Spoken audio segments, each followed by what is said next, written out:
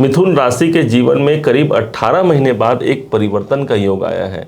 जानने का प्रयास करते हैं वो परिवर्तन क्या है और कैसे इसी परिवर्तन के द्वारा हम अपने जीवन को बहुत उन्नति की ओर अग्रसित कर पाएंगे, इस बात को भी हम जानने और समझने वाले हैं। ध्यान दीजिएगा, अभी तक केतु देवता आपके ठीक पंचम भाव पर उपस्थित थे, तुला राशि पर ये उपस्थित थे, जो कि आपकी अपनी राशि मिथुन लग्न के मिथुन राशि के अनुसार ये ठीक आपके पंचम भाव पर उपस्थित थे।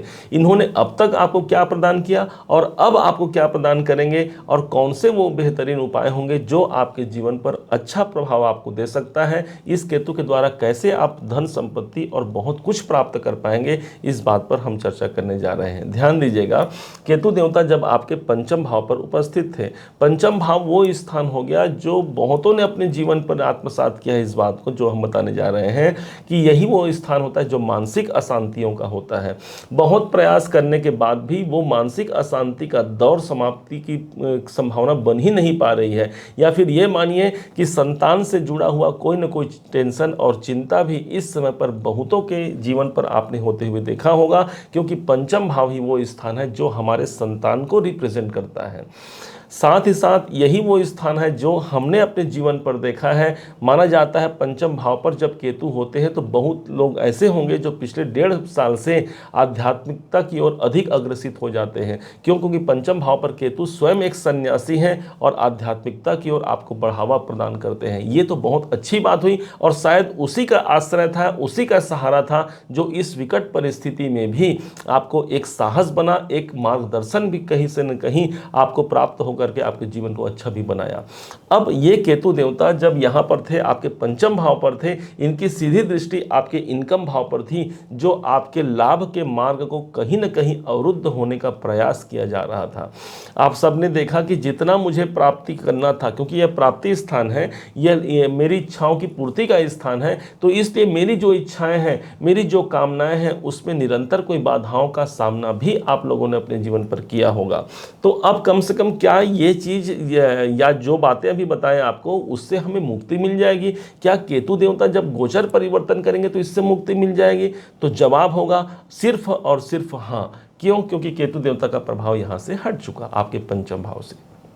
अब जब यही केतु देवता आपके चतुर्थ भाव पर गोचर करेंगे, डेट होगा ठीक 30 अक्टूबर सन 2023 का वो दिन होगा, जिस दिन सायंकाल के 5:43 को यही केतु आपके चतुर्थ भाव पर गोचर कर जाएंगे। चतुर्थ भाव पर, माना कि चतुर्थ भाव पर केतु का गोचर बहुत अच्छा नहीं होता, परंतु स्वभाववश यह एक सन्यासी है, एक योगी माना गया है केतु को। तो आपके जीवन में ये 2 प्रकार से फल देंगे, एक तो एक सकारात्मक फल भी देंगे और एक नकारात्मक फल भी देंगे। जानने का प्रयास करते हैं कि वो दोनों फल हमें क्या प्राप्त होगा। तो पहले नकारात्मक फल को समझते हैं। केतु जब चतुर्थ भाव पर होते हैं, किसी न किसी कारण से यदि प्रॉपर्टी जनित कोई परेशानियां हैं, हो सकता है वो आगे भी बढ़ सकती हैं।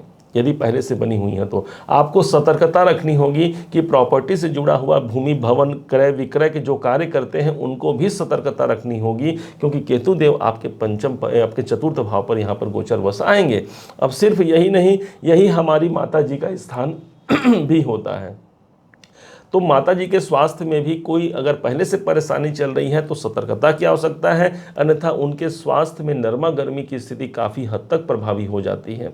और यही नहीं, चतुर्थ भाव चूंकि हमारे सुखों का होता है, एक प्रकार से सुख से हम विमुख हो सकते हैं। क्यों? क्योंकि केतु माना जाता है कि एक सन्यासी है, तो हमें भी सन्यासी को सुख से क्या मतलब। तो इसलिए सुख से के जो संसाधन होते हैं हमारे घर में या हमारे आसपास में, उससे भी हम ये चाहेंगे कि चलो भाई रहने दो, हटाओ, मुझे ज़्यादा ये प्रॉपर्टी, ये मुझे भौतिकता, ये सब चीज़ नहीं चाहिए। ऐसी मन में कुछ जिज्ञासा, ऐसी बातें मन में आ सकती हैं।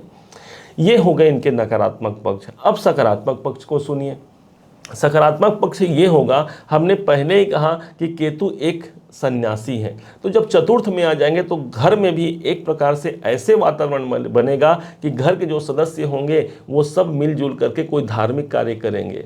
कोई अच्छे धार्मिक कार्य इस समय पर आपके संपन्न हो सकते हैं। और माना जाता है कि घर में जब आध्यात्मिक कोई कार्य होता है तो अपने आप सभी के सभी नौ ग्रह की जो बाधाएं हैं, जो दोष हैं, उन सब का भी अपने आप शमन हो जाता है, शांति हो जाता है। इस हिसाब से केतु आपके जीवन में एक शांति भी कायम करने के लिए यहाँ पर आए हुए हैं, आप ऐसा जान और मान सकते हैं।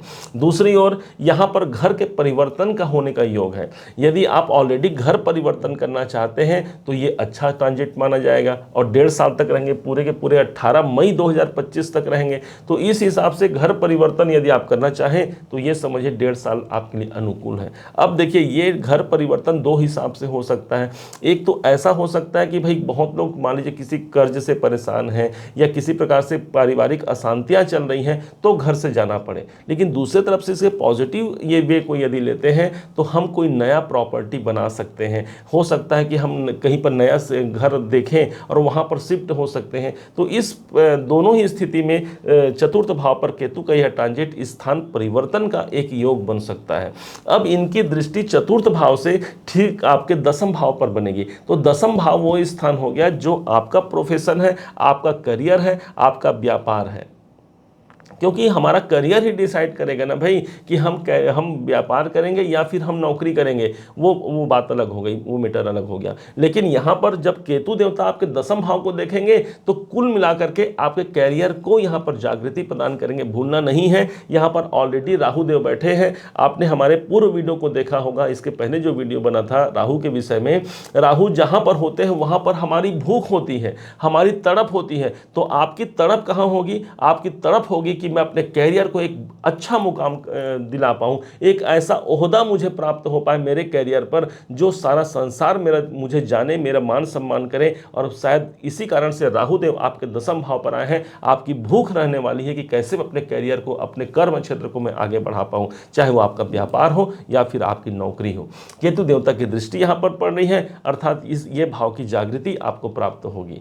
विशेष जो आपको ध्यान में रखने की बात होगी, इस केतु के शुभ प्रभाव को कैसे आगे बढ़ाया जाए, कैसे इसके सकारात्मक परिणाम को सदैव ये 18 महीने के लिए रहेंगे, 18 महीने तक हम इसके सकारात्मक परिणाम को अपने जीवन पर ले पाए, इसको आप ध्यान से समझिएगा।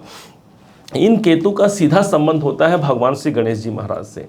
माना जाता है श्री गणेश जी महाराज को भगवान शिव के द्वारा उनका सिर छेदन कर दिया था, आप सब जानते हैं। और उसी समय एक गज का सिर भगवान श्री गणेश पर लगाया गया था, जिसके कारण से ही इन्हें अग्र पूजित और सदैव विघ्न हरण करने वाले देवताओं के रूप में इन्हें माना गया। इन्हें भगवान शिव ने गणनायक पद की उपाधि प्रदान की थी। और दूसरी तरफ इन केतु को समझिए, ये जब समुद्र मंथन हुआ था, भगवान श्री नारायण जी ने अपने चक्र से काट दिया था राहु के सिर को। तो ऊपर का भाग तो राहु बना, लेकिन नीचे का भाग केतु बना था, और यही केतु है। तो कहीं ना कहीं इनका संबंध भगवान श्री गणेश से बनता है। और इसी कारण से जो लोग भगवान श्री गणपति की आराधना करते हैं, उनकी पूजन करते हैं, उनके घर में, उनके जीवन में ये केतु कभी भी अशांति प्रदान नहीं कर सकते। ध्यान दीजिएगा, ये केतु आपके चतुर्थ भाव पर है। चतुर्थ भाव मतलब कि हमारा घर, हमारा परिवार। यदि घर में ही ये केतु अर्थात श्री गणेश जी की पूजा हो तो ये केतु के दुष्प्रभाव कैसे प्राप्त होंगे। माना जाता है इसके एक बहुत अच्छी रेमेडी ये भी है कि घर में ही आप एक लाल झंडा लगाइए। और वो झंडा जब भी आपको लगता है, कोई व्रत त्यौहार, कोई पवित्र समय आता है, 3 महीने 2 महीने, जब भी आपको लगता है तो उसे बदलते रहिए। ये केतु पूरे 1.5 साल तक आपके जीवन को बहुत बेहतरी की ओर ले जा सकता है। ये सब आपको मानना चाहिए। उम्मीद है आप सबने इसे समझा है, आप सबने इसे जाना है। यदि आपने इसे समझा है, जाना है, मेरे समझाने का प्रयास यदि आपको सार्थक लगा हो, मेरे समझाने का तरीका यदि आपको सार्थक लगा हो, तो हर बार की भांति इस बार भी अपना प्यार भरा लाइक और कमेंट करना कभी मत भूलिएगा। और हाँ, यदि अभी तक आपने चैनल को सब्सक्राइब नहीं किया है, सब्सक्राइब भी कीजिएगा। पुनः एक बार फिर आप सभी का दिवस बहुत मंगलमय हो, इन्हीं शुभकामनाओं के साथ। जय श्री गणेश।